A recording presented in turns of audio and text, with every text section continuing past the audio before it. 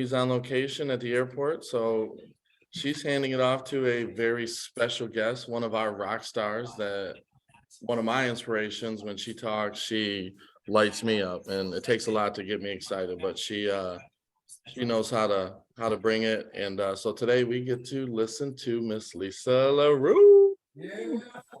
Thank you, Mike. Thank you. Thank you. And that's exactly how I wanted to start this. Like, we really appreciate you, Mike, giving us such a great platform every single week to all come together and be able to get this information out. And wow, we're really blessed. Thank you for inviting everyone, including everyone. It's super powerful, and we're grateful to you. So thank you. I appreciate all of you guys as well, just so you know that. All right, girl, do your thing. Thank you. Also wanted to say a special thank you to the Rise United movement group that we put together.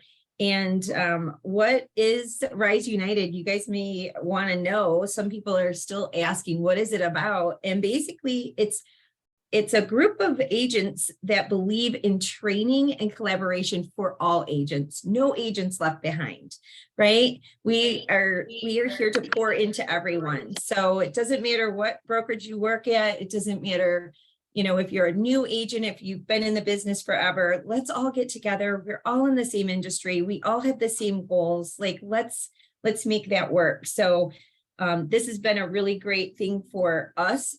And I love the idea of no agent left behind, because we all want to work with great agents. Let's face it.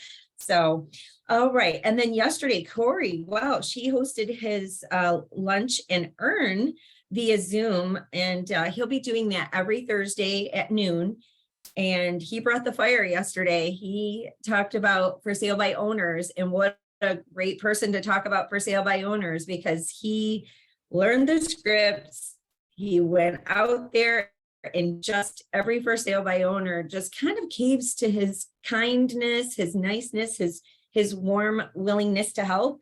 And leading that example is super powerful. So let's see, Monday motivation from Mike. I love listening to those, Mike. I wanted to also mention that. Super powerful, gets us going every Monday morning at 9 when he sends out that video. So make sure you're tuning into those. And then I just want to tell you, I am, for those of you who don't know, because I don't know who all is on here, but I am the associate broker and owner of the Grozeal EXP office. And recently I passed my South Carolina test, and I'm waiting for my license impatiently.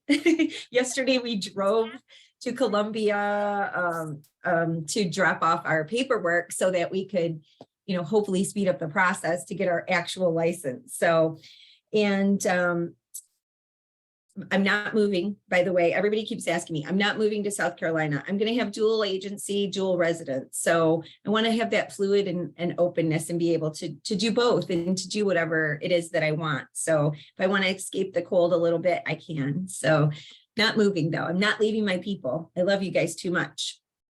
And I do love Michigan. Michigan summers and springs are gorgeous. Okay, so my mission is to inspire others to think a little bit differently every day and to take inspired action towards their goals and dreams. So hopefully today I will inspire you to take just another little step in the right direction towards your goals and dreams and to making your business a little easier on yourself. So let's see. Tony Robbins, I was listening to him yesterday. I'm sure you guys are surprised. He said one of the biggest, skills that you can have is emotional security. And what that means to me, and we've talked about this a lot. I've beat it into everyone's head. Jeff Garner's on the call. Jeff can attest to this. You have to keep your emotions out of the transaction. It's not about you, right? Kurt says, it's not about you. It's not about you. And that is one of the hardest things for us as agents to learn, is to keep our personal emotions out of every transaction. And even people like Tony Robbins talk about that. having that emotional security. So I am one of 5 children, and I was raised up north in the woods with 4 brothers.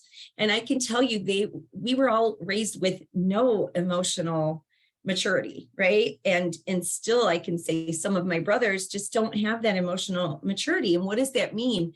It means that you are easily triggered into something that's not yourself, easily triggered into feeling a certain way by events that are happening in front of you. And instead of doing that and being aware that that's something you want to work on, you will start to gain that emotional maturity. And so what that means is basically if the deal starts to go sideways, the deal starts to go wrong, something goes wrong in your transaction, you're going to calm yourself first before you handle anything that's going wrong or going crazy in the deal. And it's not easy to do. There's a lot of different tricks and techniques that you can use. The biggest one that I recommend is just breathing. It sounds so simple. You've heard it your whole life. Take deep breaths, but I'm telling you, it works. You listen to all the experts. They say most of the time we are missing a lot of oxygen that we actually need. It helps your brain work better. So big, deep breaths, even to the point where you feel like you might be a little bit hyperventilating yourself and you get a little dizzy. That's okay, because that is just feeding your brain oxygen and calming you down. So, and I tell you guys this every day. If you guys happen to see me or listen to me on the Wednesday morning, 7:30 calls for the positive agent mindset, you prime yourself first, right? Get yourself in the right place before you go out and handle all of the problems that your clients, that your people are going to bring to you. And I can give you a quick example. I had this the other day. I'm calling for sale by owners, like rapidly calling for sale by owners. I got hung up on 6 times, and it was a little frustrating. I was getting a little bit, I'm trying to hold myself. You know, I did my meditation, I did my breathing in the morning, but after like the 6th person hung up on me, I was feeling pretty frustrated. Done prospecting, pick up my phone, and 2 of my closings that are supposed to happen this week were on fire and having problems. And so I knew in the state that I was in, now is not the time to pick up the phone and start handling all of these problems. Get yourself in the right place first. So you know what I did? It was 12 o'clock. I went and took a bath and I just calmed myself down. And then I came down and I handled all the I put my superhero cape on, like we all do in the mornings, right? Put that superhero cape on, and I went and handled all the problems, and I was totally fine. But knowing that you have to get yourself right first is so powerful. So as we talk about further today, what we're going to talk about, keep that in mind, that it's all about your emotional stability, your emotional calmness. That's what people look for in a professional. That's why they hire you. They hire you to keep everything nice and smooth and calm. So, so what we are going to talk about today is writing a winning offer and what it really takes. And it starts with that. It starts with you being calm, being, steady, and then moving on. So Ingrid, I had emailed a document over, and I'd love to share it with everyone. It's something super simple that I created for my rising stars. And I don't know if you guys can see it. It's no problem. It's nothing amazing. It's super simple, but it's just what I recommend, that if you're a newer agent or you don't know what questions to ask, it's easy to remember these. For when you're working with a buyer, the first step working with a buyer and writing a fantastic offer that actually wins is understanding them. So first you have to understand what their goals and dreams are. That's perfect, Ingrid. I appreciate that. So everybody will get a copy of this if you want it. But I made it to where you could literally, if a buyer calls you back and you have a piece of paper. Amy and I know this, it's sometimes the back of a napkin, right? Or a receipt that you have in your purse. You pull it out and you start writing these things. So the way I train it is who, what, when, where, why. If you can get those questions answered by your buyer, you'll know everything you need to know. Ingrid shared it in the chat. So for those of you who are on Zoom, you have that document. So what you're just finding out is, who are you moving with? Are you moving alone? Do you have pets? Do you have children? Do you have a spouse? Who's coming with you, right? What type of home are you looking for? What style, what price point, right? When is the ideal time for you to move? What's good for you in that time frame? Ingrid, could you move it down just a little? I don't have any control here. Thank you so much. That's perfect right there. So what type of home are you looking for? What's your price point? What's your style? What do you need? 2 bedrooms. And when I'm asking these questions, guys, specifically about the house, I'm always asking, so let's just say they say, I want 3 bedrooms, 2 bathrooms, a basement and a garage, and they have a low price point for the city that they're in. I will start poking at holes and poking at their criteria, seeing what they might consider less than that, right? Well, you said it's just you and your boyfriend and your dog. Would you consider a 2-bedroom if it had some extra space somewhere else? Or would you consider, if you had to give up one, would you give up a garage or a basement? What would, so as you're talking to them, you're going to be really digging as deep as you can. And the more you do it, the more comfortable you're going to be doing that, right? When is your ideal time frame to move? If we found a home today that meets your needs, could you move forward today? Right? That's super important to know, because they may want to see a house, but they might not be ready for forever, right? For a long time. Obviously, you're going to be asking them if they're pre-approved and all that good stuff, and going down those questions. Where do you live now? Do you live with your parents? Do you have a home that you have to sell? Do you have a lease that's going to prevent us from moving forward? And usually, and then what cities are you're most interested in. So I will even go further with those questions with the cities. So say they say Brownstown, Woodhaven, Trenton, and then I'll start, how about Riverview? Okay, how about Southgate? I'll start asking them more questions so that we can get the widest range of cities possible to hopefully find them the best options. And then you usually don't have to ask the why question. It usually comes out in all of these other conversations. But if you don't find out why they're moving, it's a good idea to do so. And that's just a little reminder. And then this sheet just has their current address, their phone, email. If you want to write down, Tom, Sally, and Sue, their children, their dog, Bucky or whatever, and any extra notes. And Amy has told you guys before, I've heard her multiple times, like she keeps the notes in her phone on her clients. It's really a great idea, because you may not remember what the children's names are or what the dog's name was or any of those extra little things. So keeping those notes in your phone to where you can just go back is really powerful. Amy, did you have anything to add to that? I see you back on. Nope. I love this. This is hugely important. Again, for that relationship building right from the beginning. So right from the beginning. So amazing. I love it. Good job, Ames. Okay, Ingrid, you can take that down. Thank you so much.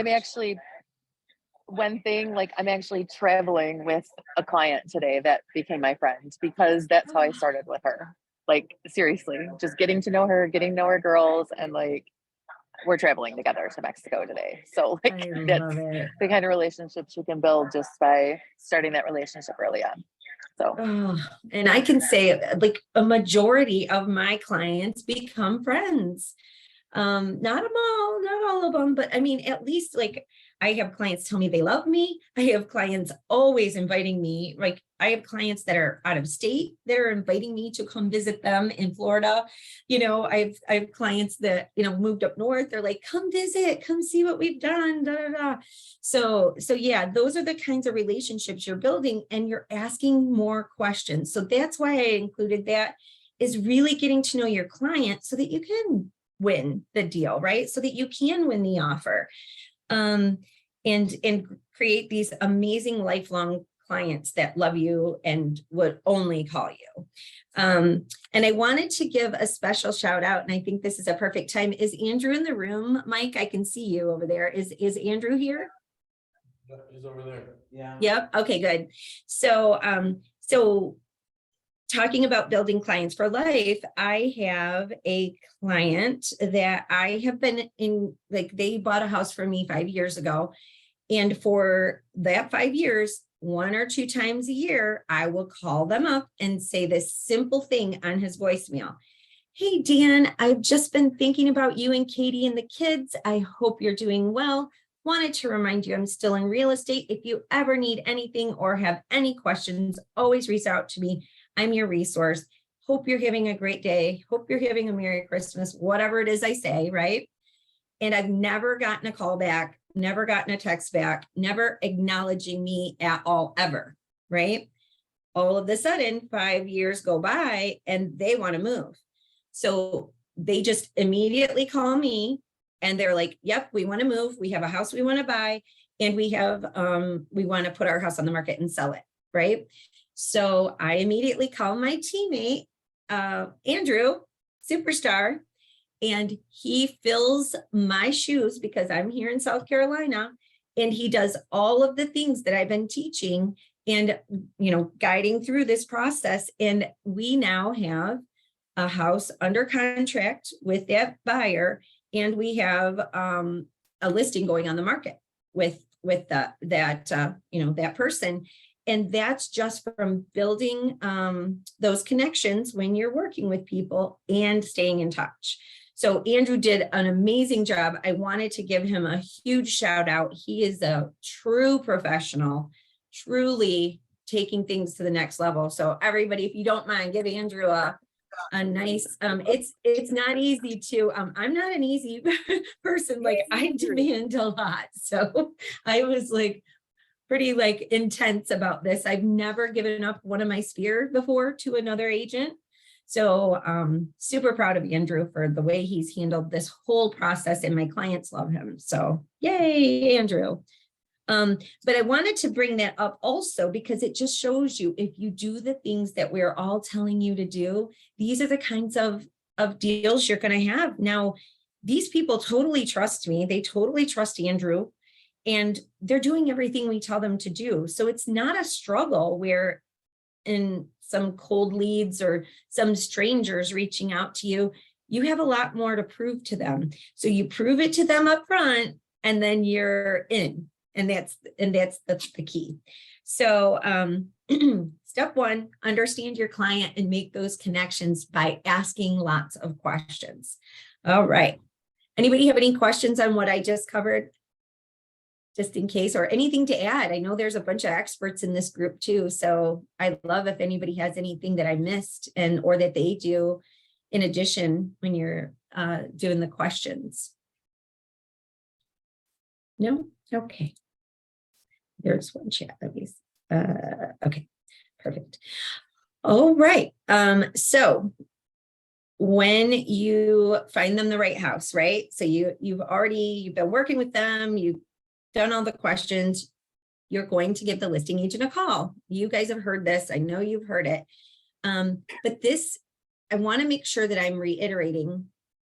Oh, Amy's boarding the plane. Amy said, listen to every word this girl says. She's the best. 5 stars, would recommend. She's so crazy. I love her. Okay. Okay, so you're going to give the listing agent a call. And I know that a lot of agents have heard that. And I will tell you, I've gotten some really awful calls from agents. I'm gonna pretend I'm the agent calling Jeff Garner real quick. Jeff, do you mind unmuting real quick? Hi, I see you. I see your face right there. So I'm just gonna pretend go I'm ahead. calling you, Jeff. Like, Okay. okay, ring ring.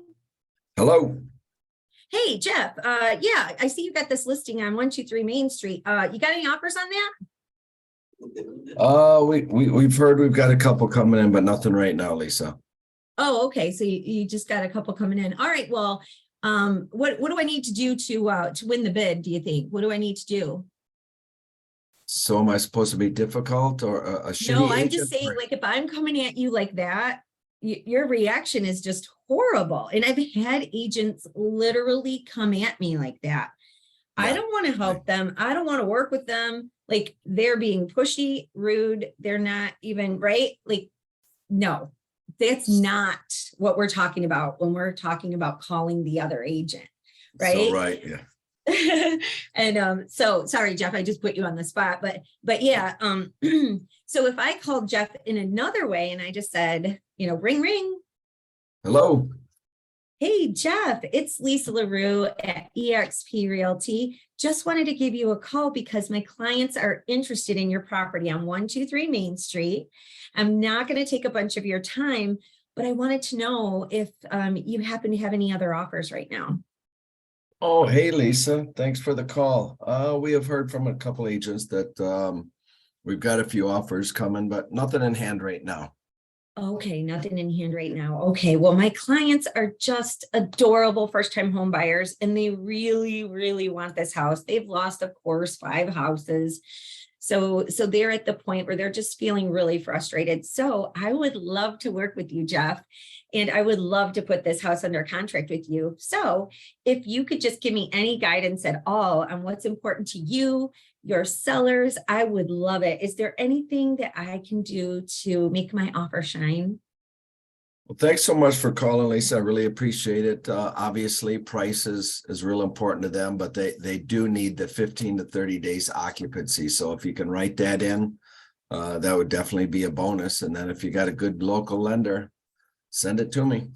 Oh, those are really good tips. Yep, we have a great local lender, and yeah, they can for sure give some occupancy. They're still staying with their parents, so they've got lots of flexibility there. All right, well, we are going to write a great offer. I'm going to write that offer. And Jeff, would it be okay if I text you when I send it over? Absolutely. Please do, Lisa. I get a lot of texts. So yeah, just let me know when you got it coming over and I'd love to work with you. Fantastic. And Jeff, would you please do this one thing for me? If we're really close and there's just a couple little things that we have to change, would you just kind of give me a hint? I would love to make this happen. Absolutely. Absolutely, Lisa. Thank you so much for calling. Thank you. So hopefully you guys can see the difference in the 2 phone calls, who I want to work with. I want to work with somebody who's going to be, and you can even say so much more, right? It depends on which direction the conversation goes, but you can say things like, these clients are easy to work with. They respond immediately. Highly motivated. I've been doing this for X amount of years, and I'm going to make this process so simple and easy. Our lender is amazing. You can go into a lot of things depending on where the conversation goes. But the big thing is you're creating your own, and Amy did teach this to us all, and it's a beautiful way to look at it. You're creating a team around this transaction. And the team is you, the list agent, the buyer, the seller, the 2 title companies, if there's 2, and the loan officer. So if you treat everyone the way that I just treated Jeff, then you're going to have so much more power in this transaction to get it to the closing table smoother than if you call like that first agent. Yeah, you got an offer on this? Yeah, what do I got to do to win? Like, no, back up. Calm down, right? So that's the first step, giving that great call to the agent. And sometimes they're busy, sometimes you can't get through to them. So you're going to try to communicate in the way that works for them. They are getting a ton of calls. Jeff can tell you that time that his first time, I think, Jeff, the first time you had multiple offers, it was like 23 or something. I can remember you sitting in the conference room, holding your head and putting all of the offers, laying them out in piles with sticky notes all over them, just like being so overwhelmed. And imagine agents like me who've been in the business for a long time. We never got that before, right? If they're not being trained and they're not being helped through this process, it is stressful. And they're thinking, oh my gosh, what have I done? Right? What am I going to do? So have some grace with that list agent. And understand where they're coming from. And this is what it's all about. It's really about understanding the whole process of the transaction and being able to navigate through the difficult times. Okay, so next you're going to, you want to make sure that when you're writing these offers, you're explaining it to your clients. A while ago, not too long ago, 2 years ago, maybe 3 years ago, we didn't do electronic offers. Right? Most of our offers were written by hand with the client right there. You had the documents in front of you. You could explain each and every step. Now we're doing electronic signatures, and you guys probably already know 99% of the time you send it over to them, and 2 seconds later, it's back to you. They just go click, click, click, click, click, click, click. They do not read one thing, and they have no idea what they're really signing. So you as their agent, as their buyer's agent, it's really important that you let them know and understand the whole process and what they're actually signing. So make sure you're going over the occupancy and what that means. That means that when we close on, March 3rd, you will not be getting those keys until, April 3rd or whatever, so make sure that they understand that they have a short window for private home inspection, all of the things. So you're going to be making sure that you're discussing that offer with them fully and then sending it to them for signature. Next, when you get that offer back, you are going to write the most beautiful email that you've ever written to the listing agent, right? It's going to be not long though, right? Bullet points. I am not going to sit there and read 3 pages from an agent. That's going to be like, oh my gosh, I don't have time for this, right? You're going to do bullet points, make it easy, but you're going to mention the important things. My clients they're cash heavy. They have a lot of extra cash, right? So if anything goes sideways, maybe they have a little cash to put forward, right? Or they're, whatever it is, they've been already through underwriting, or talk up your lender. You're going to just make sure that you're giving all of the highlights of the offer in a nice, neat PDF. Don't send it in Remind and expect that agent, or I know a lot of agents hate when we send it .loop or whatever. I know I do. What a pain. I have to log in. I'm like, what? I just want to see the offer. And sometimes I had this agent that sent everything through .loop, and I was never able to email that agent back. I couldn't find their dang email. I'm like, where's their email? I just want to email them back. And so make sure you're sending it in a nice email from your email address in a PDF form. Anybody have questions on that? Comments? All right. The next is you're going to text that agent. You're going to let them know, right? This nice little text. I'm going to text them, let them know I sent the offer. We can all attest that we've had offers, especially in multiple offer situations, that have gone to our spam. Never seen. Shame on that agent. Never called, never let us know that we had an offer. So don't do that. Don't be that guy or girl.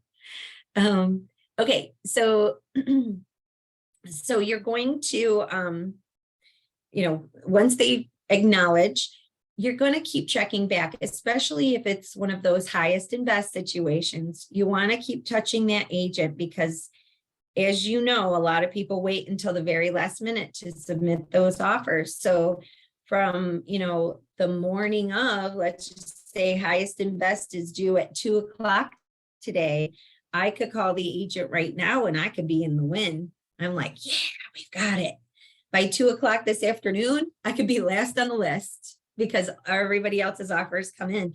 So, you don't want to be overbearing. It's a fine line, but you want to make sure that you are, you're staying in touch with that agent and finding out, is there anything else that I need to do to make this winning for my client? And let's be real, guys, sometimes you're not going to win.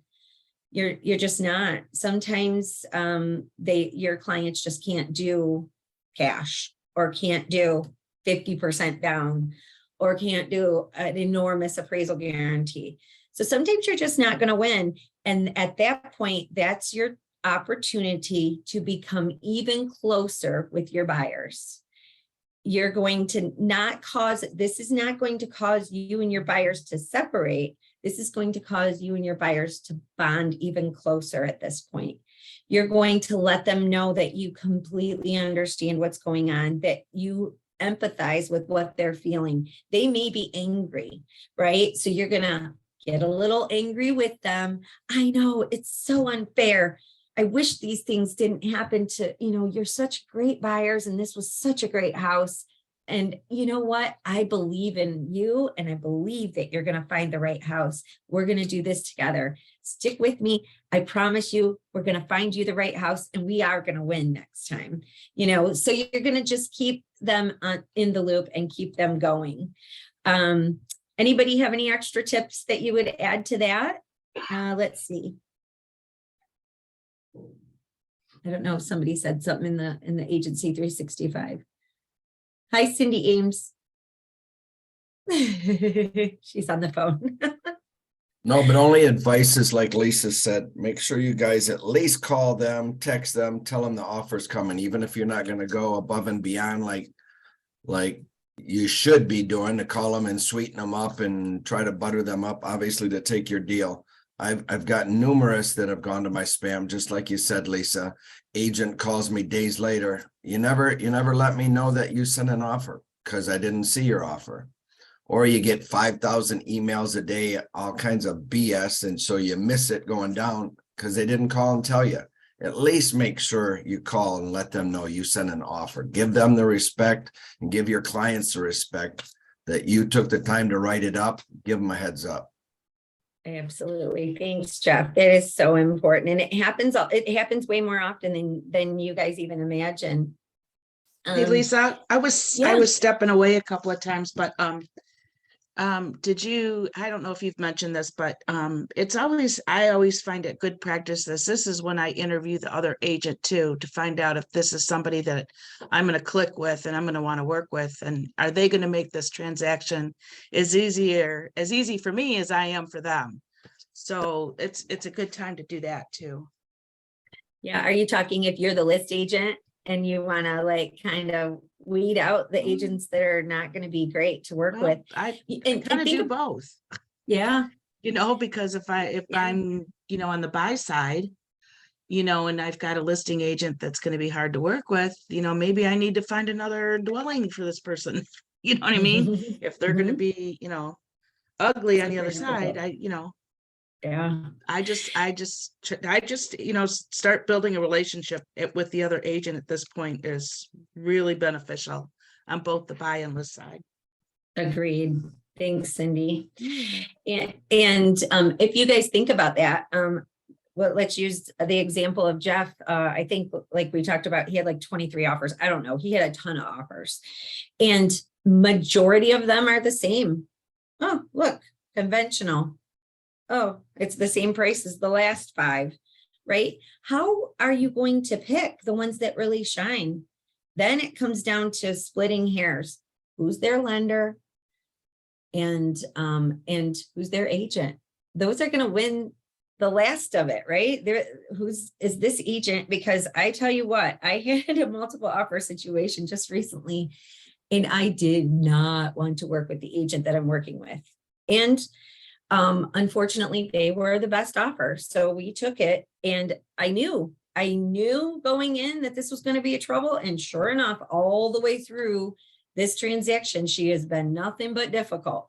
But had I had another option, I'm gonna be honest, I would have, you know, if there was two offers that were exactly the same, we would have countered the other one with the agent and the lender that were going to be easy to work with, versus this agent that's very difficult to work with, right? So if you're keeping that in the front of your mind, it's so crazy that you being a friendly, easy person to work with could actually be the difference between your clients getting the house that they want and not getting the house that they want. Your approach to the whole transaction, which is crazy to me that's what wins, but it's true. It's so true. And I've seen it so many times. And then let's talk real quick about if you have a difficult situation. So say you have a FHA, first time home buyer, Mishta, and they need concessions. Well, probably not with Mishta, but one of the other, right? They need concessions or they're Mishta.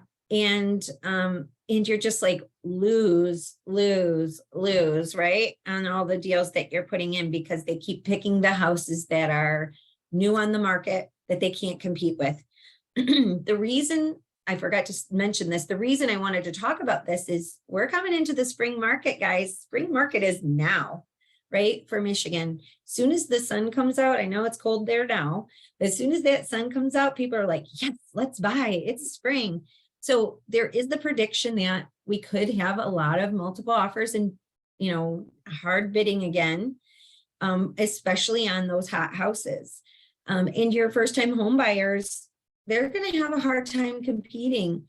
So some of the tricks that I've learned is when a house goes off the market and then the deal falls apart and comes back that same day, if you can be the first one in and the first offer in, a lot of times you can win that.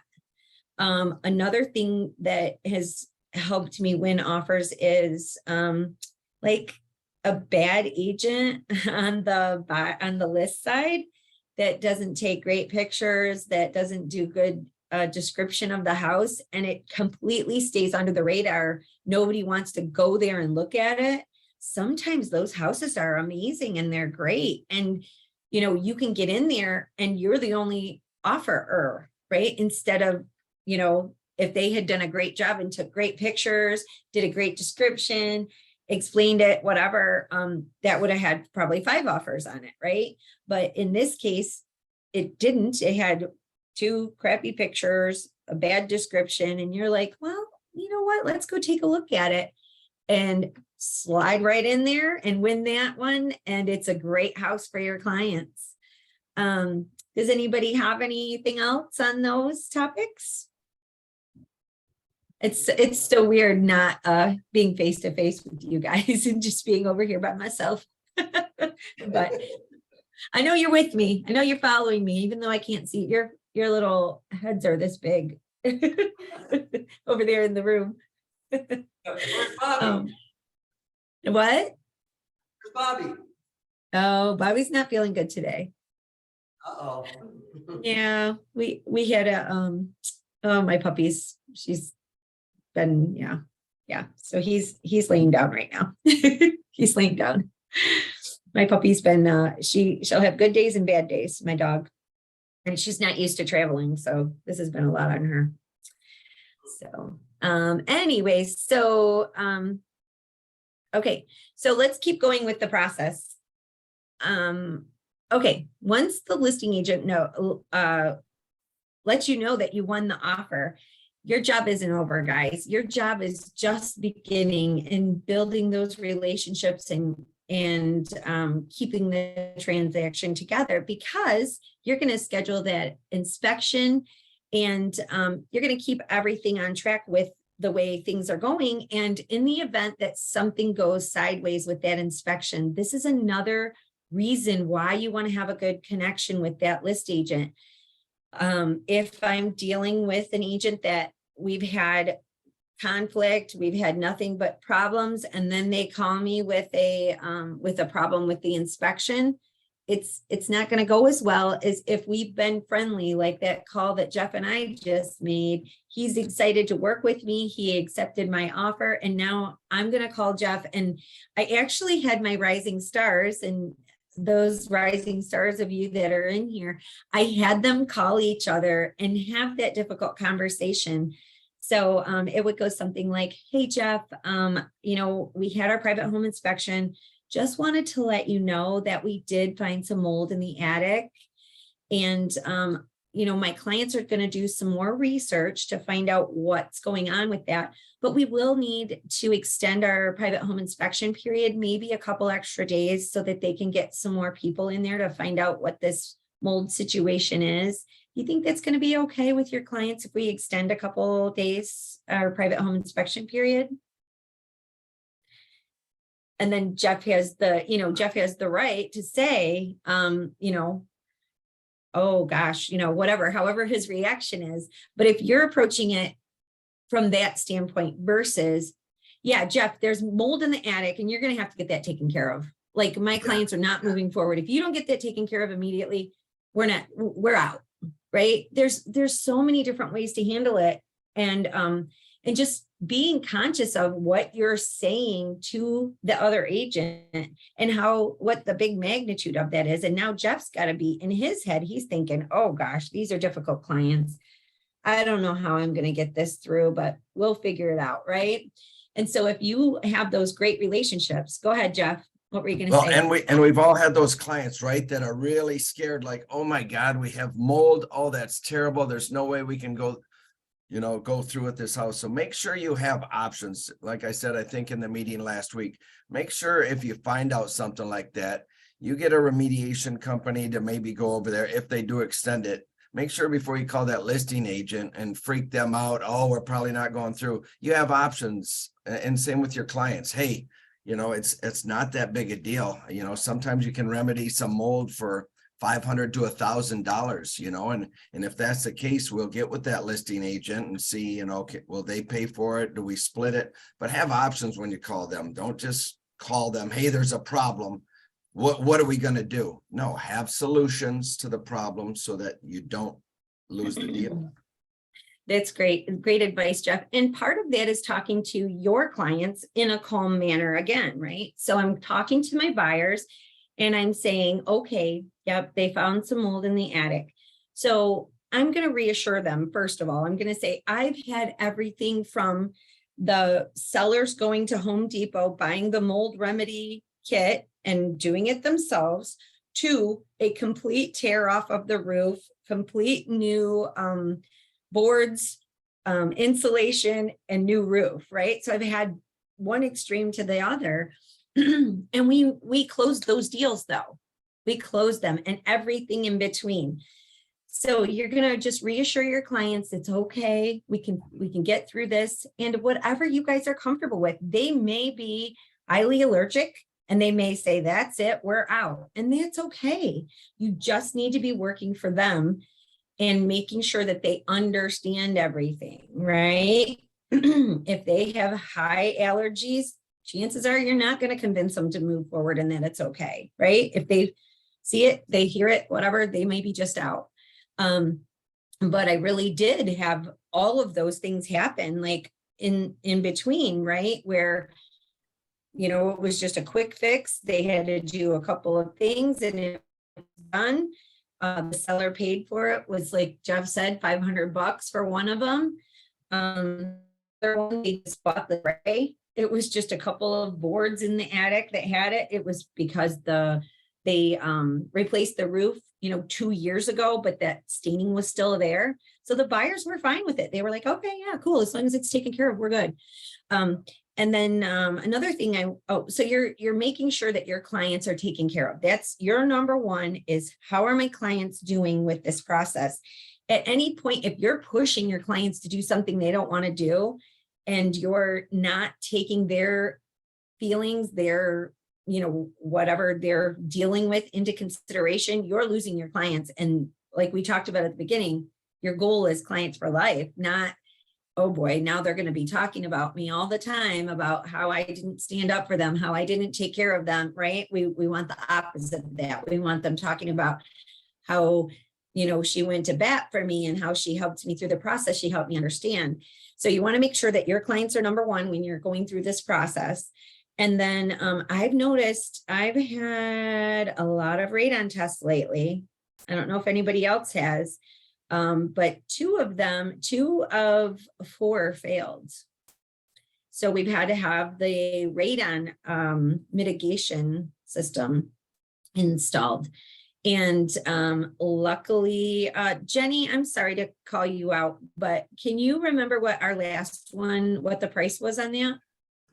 Like eight or yeah, 900? I think it was 850. 850. For a smaller home, it was 850. And I think I had a larger home, and I don't know if that matters. Like this, I think it does. I'm going to assume like the square footage of the basement would matter. But the other one was like under $1,200. So don't be terrified if, you know, if the radon comes back. It's more and more common that they're getting those tests done, and more common that we're finding it. And what it is, it's a natural gas that's built up in the ground, and it can be harmful to your health over a long extended period of time. So it's not like carbon monoxide that's like this, right? It's not like one of those things. It's a long, so just educate yourself a little bit on that, just so you're aware. And if it comes up, like we said, under $1,200, you can get it taken care of. Generally speaking, the seller is going to do that. And once you have that taken care of, you're smooth sailing onto the next, right? Onto the next thing. And then, all right, let's see what else I had here. And of course, any major issues with the, let's to go away. Any major issues with the inspection, again, you're going to be super, supportive of your clients. Jeff, you know what? I'm so sorry, but at this point, we're not going to be moving forward. It's just too much. My clients found the mold, and then there were just so many little things around the house. They just felt like this house is just too much for them. I'm really sorry. We will be happy to provide the private home inspection that they had. If you would just have your clients sign that release, that would be wonderful. And we're going to move on to the next. I hope you and I get to work together again. It was wonderful working with you. I appreciate you, right? Those kind of conversations, way better than, yep, they're out, Jeff. Yep, too much. This house is crap. We're done. So make sure that you're using your skills, your people skills. You're keeping neutral, keeping your emotions out of the deal, and putting your clients first. And I will tell you, I had 20 years I've been doing this, and I've never had a client go to court for an EMD, to get an EMD back. And right now I have one that the client filed to go to court to fight for that EMD. And I've always been able to negotiate it out. So we're still kind of working on the negotiations. I have until March 9th to try to get this EMD problem solved, or my client's going to court. And I want to keep my record clean. So I'm trying really hard to keep both sides nice and happy, nice and whatever, and then negotiate out that EMD. But if it happens, it happens. You can't control everything. So I'm learning the hard way. Does anybody have any questions or anything to add to what we talked about? No? Nice and quiet today. Well, I hope this was a little bit helpful. Pick up a few little nuggets here and there. Hear it repetitively, over and over, the same things that Amy teaches. There's Mike. Hi, Mike. Do you have anything to add to what I said, Mike? Is there anything that you do that's maybe a little different or a little extra? I just think the dialogue with, when you are showing houses, if your client shows any interest in that house, so there's a potential that you're gonna go to the next level. The minute I'm in the park and pulling out of the driveway of that home, I'm on the phone with that agent. I'm building rapport instantly, whether they ultimately decide to write or not, because I always tell my clients, I'm gonna call the listing agent, let me get as much information as I can. Because some things you get from that agent may deter or, help them decide to make the offer. So the minute I'm in my car, I'm on the phone, building a rapport, whether I worked with them or not, just being open, trying to get as much info as I can, because some are very tight-lipped and some are very loose-lipped. So in a clever conversation, you could get way more information than you would actually intend just by having a casual conversation. Whether you worked with them or not, it doesn't matter. Yeah, of course, if it's someone you worked with before, it might be a little, laid back or relaxed, but I always do that. So I always make the call, build that rapport. Hey, I'm gonna talk to them right when I hang up with you. We're gonna decide what we're doing. I think we're writing. The minute I'm ready to submit, or once I submit, I'm gonna let you know, and so I'm already hyping them up and building that connection. So when they do receive it, they've already had a great talk with me. So now they already feel excited that if this is the winning one, I like him. I like how he works. I like he's thorough, very communicating, and that's one of my go-tos, no matter what. And I might not even end up writing, and then I'll even let them know, hey, they talked about it or whatever, they want to look some more, but if something changes, I'll definitely let you know. That goes a long way with these listing agents, for sure. Absolutely. Jeff That's a was- great point, Mike. I'm glad you brought that up because it's so true. You have to be making those calls all the time, and you don't even know, it could have already had an offer. Doggone it, right? Like I found that too, especially in these up and coming months. It's going to be more and more like that, right? Yeah, and just to go over, like Jeff says, these agents that just show your house, they don't reach out to you, they send an offer, they don't let you know. There's a good chance you're gonna lose. You might not see it, or maybe not in time. You don't want to be that agent. You want to be the one that's overly communicative and not less communicative, because that's the one at the end of the day that's gonna get accepted, because you do play a part, not just in the best offer, but the agent represent them does go a long way. So that's the one Great. take that I wanted to add off of that. So, Thank you. It's beautiful. yeah. So are we done, Miss Lisa? I think so. We're at 9:57. We did great. I was worried about going over because I tend to kind of go sometimes. Trust me, Amy yells at me every week, so I'm used to it. She's like, Time, I know. Can't No, run that over was on great. Amy's meeting. right. No, that was great, Lisa. Going step by step like that. Yeah, I mean, you're one of the best of the best. So sharing that with everyone is great. So let's give Lisa a round of applause. Thanks, guys. Thank you. Thank Thanks, you. boss. Carlos says thanks, boss. No, but great. Thank you very much, Lisa. That was awesome. Does anyone else have anything to add? Any questions, anything before we wrap it up? That was pretty good, right? That was good. Did anyone get anything from that? Oh, yeah. I mean, best practice is coming, because this is how she lives it. She does this every day. She's not just telling us these, this is how she does it. That's why she's successful as she is. So again, thank you, Lisa. You're amazing. We appreciate it. So that's our Friday training. Hope everyone had a great little hour of knowledge absorption, which is, I even learned. I'm over there like, kept shaking my head like, yeah, you go, girl. All right, so that's it. We'll see everybody next Friday, and reach out to anybody in the group anytime. We're always available. And that's all I really got.